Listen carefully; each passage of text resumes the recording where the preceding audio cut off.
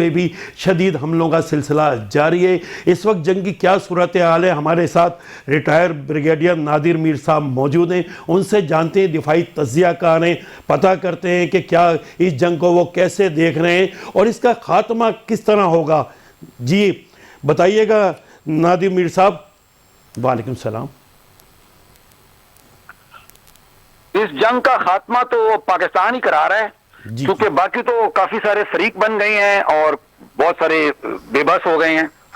So Pakistan is leading the charge for diplomacy and peace making, یعنی امن لانے کے لیے پاکستان سب سے آگے ہے. اور جس دن سے جنگ شروع ہوئی تھی, مطلب مہینہ ہو گیا تقریباً, اور دوسرا مہینہ سٹارٹ ہے, تو اس پہ مختلف تبصرے دنیا پورے میں ہوتے رہے, شامل پاکستان کے اندر میڈیا پہ بھی اور باقی جگہوں پہ بھی, سیمینارز پہ بھی اور مختلف. میں نے پہلے دن سے یہ بات کہی تھی کہ پاکستان کا جو رول ہے اس جنگ میں, پاکستان کا, کیونکہ ہم پاکستانی ہیں, ہمیں پاکستان کی بات کرنی چاہیے, وہ ہے اس جنگ کو جلدی سے جلدی ختم کرانا, سیز فائر لانا اور امن کرانے کی کوشش کرنا.